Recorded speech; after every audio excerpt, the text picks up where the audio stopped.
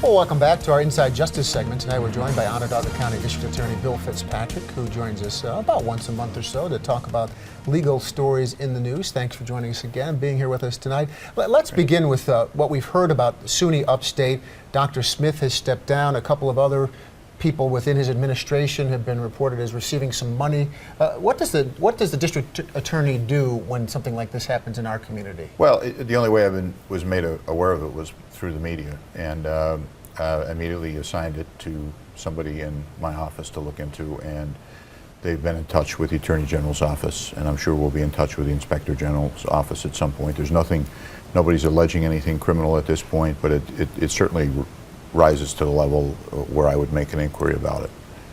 What do you mean that it rises to the level? What do you know about the facts that rise to that level? When you see that income and then that outside income that, according to news reports, apparently there's been efforts made to conceal that.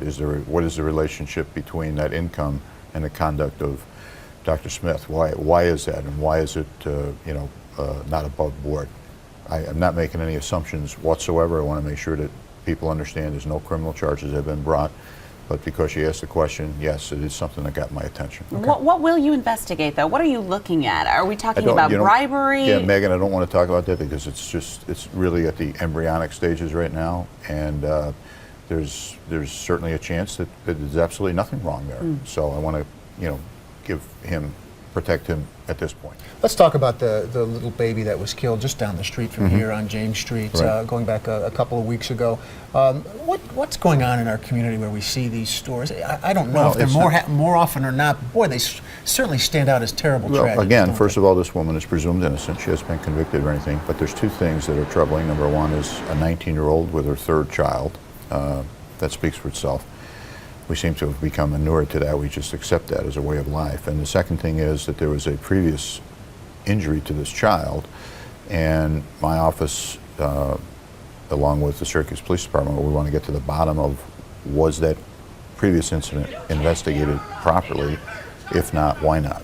You're looking at a confrontation here that our photographer caught on tape. The father of this baby walked in while we were doing some interviews with folks who live in that apartment complex, and they were accusing him of playing some role in this. He is not charged at this point. What are you all doing in terms of that investigation? Are you looking at the father or not? Any time there's an injury to a child, Megan, we have to determine, is there exclusivity of an adult there? If the injury can't be explained, and I'm just speaking in general now, if the injury can't be explained by accidental means, who had access to the child? So we would look at anybody, mother, father, babysitter, grandparent, caretaker, relative, friend, stranger, anybody that had access to that child. Right now, we have no evidence, nor has any evidence been presented to my office indicating that the father's involved. I mean, if people want to yell at him and shout things at him, if they have some evidence, please, share it with my office. And the accusatory instrument against the mother right now alleges that she shook the baby? That's yes. The essence of how the damage was done? The brain is very fragile, and particularly so with a child. The skull is not completely formed, and when you shake a child or even a young adult and there's separation of the brain, this begins a cataclysmic series of events where your brainstem and then your heartbeat and other vital functions begin to shut down. It seems like we have some sort of crisis in our community or our society. We hear about these cases of these babies being abused, and some of them have died. We have the case in Utica. We have this one on James Street.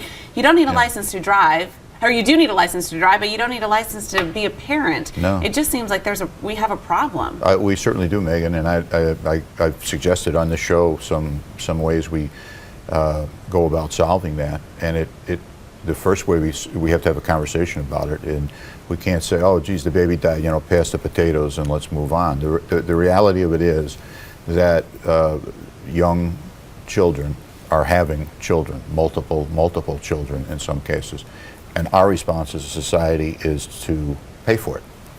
You have one child, we'll pay you. You have 3 children, we'll pay you more.